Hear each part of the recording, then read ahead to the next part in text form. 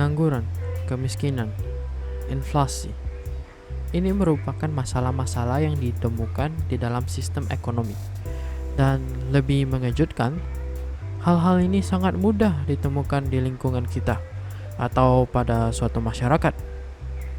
Pada video ini, kami akan menjelaskan definisi, sebab, contoh, serta kebijakan mengenai masalah dalam sistem ekonomi, serta definisi dan beberapa sistem ekonomi yang diterapkan di masyarakat. Apa itu masalah ekonomi? Masalah ekonomi adalah kesenjangan yang terjadi antara kebutuhan manusia yang tidak terbatas dengan alat pemuas kebutuhan yang terbatas. Tentunya, masalah-masalah ini dapat menyebabkan masalah-masalah dalam kehidupan ekonomi di masyarakat seperti kemiskinan, pengangguran, dan inflasi. Nah, apa yang sebenarnya menyebabkan masalah ekonomi? Ada 3 sebab utama dari masalah ekonomi. Yang pertama adalah kebutuhan manusia yang dapat dipenuhi dengan mengkonsumsi barang dan jasa tidak terbatas. Seperti beberapa tahun lalu tidak ada permintaan untuk iPad di Indonesia. Tahun-tahun yang mendatang kemungkinan besar permintaan akan barang-barang konsumen seperti mobil mewah dan alat komunikasi tipe terbaru akan muncul. Ini terjadi karena keinginan manusia yang tak terpuaskan. Yang kedua adalah kelangkaan sumber daya yang dapat memenuhi keinginan kita. Tidak peduli seberapa kaya kita tidak dapat memiliki segala sesuatu yang kita inginkan. Oleh karena itu, kita harus menentukan suatu pilihan. Nah, yang terakhir adalah sumber daya memiliki kegunaan alternatif. Contohnya, tanah dapat digunakan sebagai lahan pertanian, perumahan, atau lapangan golf. Dalam penggunaan sumber daya ini, kita kembali dihadapkan pada masalah pilihan.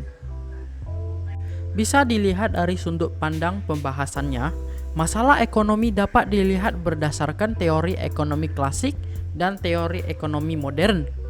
Menurut teori ekonomi klasik, masalah ekonomi berfokus pada kegiatan ekonomi, produksi, distribusi, serta konsumsi. Ketiga aspek ini harus dikelola sedemikian rupa agar tercipta hasil maksimal demi kemakmuran masyarakat. Nah, dalam konteks ekonomi modern, terdapat 3 masalah pokok ekonomi, yaitu barang apa yang diproduksi dan berapa jumlahnya, bagaimana cara memproduksinya, dan untuk siapa barang tersebut diproduksi. Selanjutnya kita akan melihat permasalahan dalam ekonomi makro yang mencakup pertumbuhan ekonomi, masalah ketidakstabilan kegiatan ekonomi, masalah pengangguran, masalah inflasi, masalah kemiskinan, dan masalah neraca perdagangan dan neraca pembayaran. Sekarang kita akan membahas tentang ekonomi mikro. Ekonomi mikro merupakan salah satu cabang ilmu ekonomi. Ekonomi mikro mempelajari perilaku individu dan rumah tangga perusahaan dalam membuat keputusan tentang alokasi sumber daya yang terbatas. Selanjutnya adalah kebijakan dari ekonomi mikro. Dalam melakukan kegiatannya, individu dan rumah tangga perusahaan tentu perlu menetapkan kebijakan yang tepat. Kebijakan dalam ekonomi mikro antara lain adalah menentukan pilihan yang paling tepat untuk mengatasi masalah kelangkaan, bersinergi antara sesama pelaku pasar dan industri untuk membentuk satuan yang lebih besar, membentuk kesepakatan di kalangan produsen dan konsumen, menggunakan teknik analisis ekonomi mikro, dan pemanfaatan analisis biaya peluang. Selanjutnya adalah asumsi-asumsi ekonomi mikro. Ada beberapa asumsi dalam ekonomi mikro yang dapat digunakan sebagai landasan membuat kebijakan menyangkut keterlibatan dalam pasar. Asumsi-asumsi itu antara lain adalah berusaha memaksimalkan hasil yang dicapai, melakukan kegiatan atas dasar kelangkaan, dan konsumen dan produsen melakukan kegiatan ekonomi secara rasional. Kemudian kita akan membahas ekonomi makro. Berbeda dengan ekonomi mikro yang melihat keputusan yang dibuat pada tingkat individu atau perusahaan, ekonomi makro mempunyai skala perhatian yang lebih luas. Ekonomi makro merupakan bagian dari ilmu ekonomi yang mempelajari bagaimana mekanisme perekonomian secara keseluruhan bekerja. Selanjutnya adalah indikator prestasi kegiatan ekonomi makro. Beberapa data ekonomi makro yang dapat digunakan sebagai acuan penilaian kemajuan kegiatan ekonomi makro antara lain adalah neraca perdagangan dan neraca pembayaran, pendapatan nasional, pertumbuhan ekonomi dan pendapatan per kapita, penggunaan tenaga kerja dan pengangguran, perubahan harga atau inflasi, dan kestabilan kurs mata uang dalam negeri. Selanjutnya adalah kebijakan ekonomi makro. Nah, tujuan dari kebijakan ekonomi makro adalah pertama, untuk menstabilkan neraca pembayaran dan kurs valuta asing, mengusahakan pertumbuhan ekonomi, mencapai penggunaan tenaga kerja penuh tanpa inflasi, menghindari masalah inflasi, menstabilkan kegiatan ekonomi, serta kristalisasi kebijakan ekonomi makro yang meliputi kebijakan moneter, kebijakan fiskal, dan kebijakan dengan arah harga barang murah dan bermutu. Selanjutnya kita akan membahas sistem ekonomi. Sistem ekonomi adalah perpaduan beberapa subsistem yang membentuk sistem itu sendiri. Jadi sistem ekonomi adalah perpaduan dari aturan-aturan atau cara-cara yang merupakan satu kesatuan dan digunakan untuk mencapai tujuan dalam perekonomian. Secara umum, dapat dikatakan bahwa negara yang menganut sistem liberal akan menganut sistem ekonomi pasar, sedangkan negara-negara sosialis cenderung menerapkan sistem ekonomi komando atau terpusat. Sistem ekonomi tradisional. Sistem ekonomi tradisional merupakan sistem ekonomi yang diterapkan oleh masyarakat tradisional. Ciri-ciri sistem ekonomi tradisional adalah sebagai berikut. Teknik produksi dipelajari secara turun-temurun dan bersifat sederhana. Hanya sedikit menggunakan modal, pertukaran dilakukan dengan sistem barter, belum mengenal pembagian kerja, masih terikat dengan tradisi. Tanah merupakan tumpuan kegiatan produksi dan sumber kemakmuran. Kelebihan dari sistem ekonomi tradisional adalah sebagai berikut.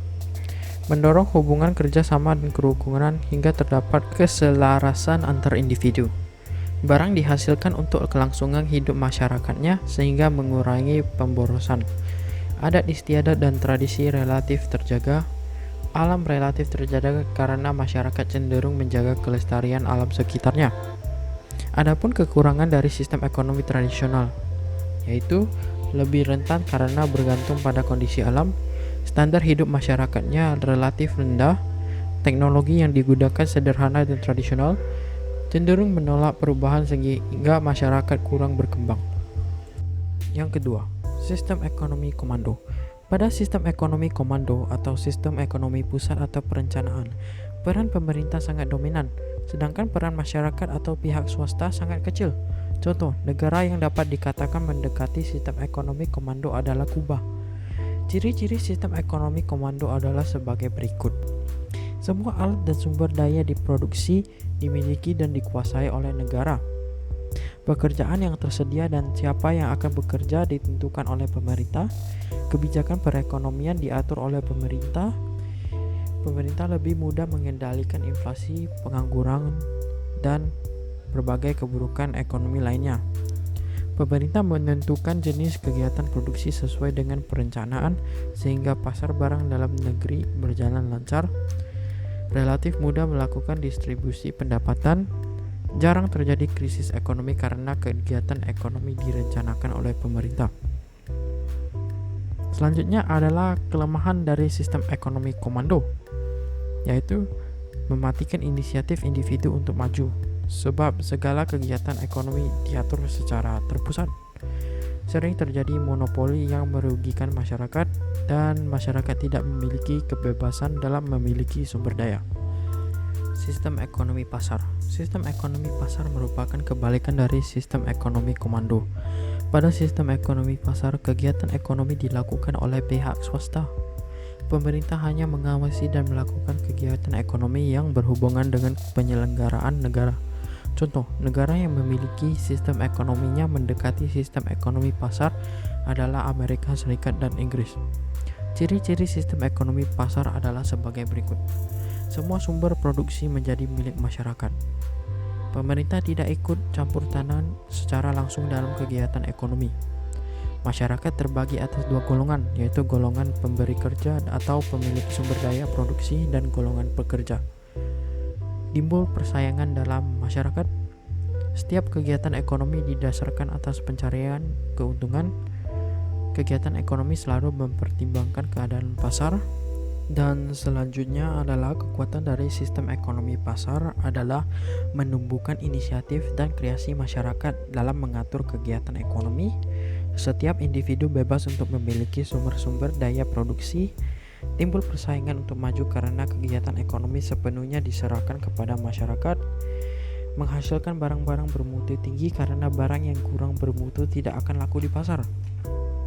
Efisiensi dan efektivitas tinggi karena setiap tindakan ekonomi didasarkan atas motif mencari keuntungan. Kelemahan dari sistem ekonomi pasar adalah sulit melakukan pemerataan pendapatan karena persaingan bersifat bebas. Pendapatan jatuh kepada pemilik modal atau majikan. Pemilik sumber daya berproduksi mengeksploitasi golongan pekerja sehingga yang kaya semakin bertambah kaya, yang miskin cenderung tetap miskin. Sering muncul monopoli yang merugikan masyarakat dan sering terjadi gejolak dalam perekonomian karena kesalahan alokasi sumber daya oleh individu. Yang terakhir adalah sistem ekonomi campuran. Dalam sistem ekonomi campuran, pemerintah dan swasta saling berinteraksi dalam memecahkan masalah ekonomi. Kegiatan ekonomi masyarakat diserahkan kepada kekuatan pasar. Namun sampai pada batas tertentu, pemerintah tetap melakukan kendali dan campur tangan. Tujuan pemerintah dalam campur tangan adalah agar perekonomian tidak lepas kendali sama sekali dan tidak hanya menguntungkan pemilik modal besar. Ciri-ciri dari sistem ekonomi campuran adalah pemerintah dan swasta melakukan kegiatan perekonomian. Tatanan ekonomi merupakan mekanisme pasar namun masih terdapat campur tangan pemerintah. Terjadi persaingan dalam perekonomian namun pemerintah tetap melakukan pengawasan. Dan adapun kebaikan dari sistem ekonomi campuran yaitu terjaminan kestabilan ekonomi. Pemerintah dapat lebih fokus untuk menggerakkan sektor usaha mikro, kecil, dan menengah atau UMKM. Terdapat kebebasan berusaha sehingga mampu mendorong kreativitas dan inisiatif.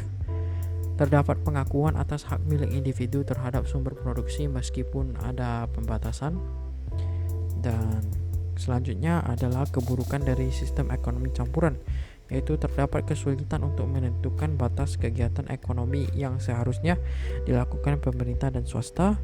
Terdapat kesulitan untuk membentukkan batas sumber produksi yang dapat dikuasai oleh pemerintah dan swasta. Selanjutnya kita akan membahas karakteristik perekonomian Indonesia menurut UUD 1945 pasal 33. Perekonomian Indonesia dapat didefinisikan sebagai sistem perekonomian yang berdasarkan Pancasila dan UUD 1945 yang direferensikan oleh pidato Wakil Presiden RI Bung Hatta di Konferensi Ekonomi di Yogyakarta pada 3 Februari 1946. Ia mengatakan bahwa dasar sistem ekonomi Indonesia adalah UUD 1945 pasal 33. Karakteristik perekonomian Indonesia berdasarkan UUD 1945 pasal 33 adalah sebagai berikut. Yang pertama, perekonomian disusun sebagai usaha bersama berdasar atas asas kekeluargaan. Yang kedua, cabang-cabang produksi yang paling penting bagi negara dan yang menguasai hajat hidup orang banyak dikuasai oleh negara. 3. Bumi dan air dan kekayaan alam dikuasai oleh negara dan dipergunakan sebesar-besarnya untuk kemakmuran rakyat. Yang terakhir, perekonomian berdasarkan demokrasi ekonomi dengan prinsip kebersamaan, efisiensi, berkeadilan, berkelanjutan, berwawasan lingkungan, kemandirian, serta menjaga keseimbangan, kemajuan, dan kesatuan ekonomi nasional. Kemudian adalah nilai-nilai dasar perekonomian Indonesia menurut UUD 1945 pasal 33. Yang pertama, usaha bersama. Perekonomian disusun atas dasar usaha bersama antara pemerintah dan swasta. Pemerintah melalui BUMN bahu-membahu membangun perekonomian. Yang kedua, usaha vital. Dikuasai oleh negara dengan keberadaan BUMN seperti perusahaan tambang, air minum, maupun kereta api. Yang ketiga, keputusan tentang APBN harus berdasarkan hak dan kedaulatan rakyat yang diwakili oleh anggota DPR. Yang keempat, tiap warga berhak atas pekerjaan dan penghasilan. Yang terakhir adalah perekonomian nasional diselenggarakan berdasarkan demokrasi ekonomi dengan prinsip dengan kebersamaan, efisiensi, berkeadilan, keberkelanjutan, berwawasan lingkungan, kemandirian, serta menjaga keseimbangan. Itu saja pembahasan dari kami. Terima kasih atas perhatiannya.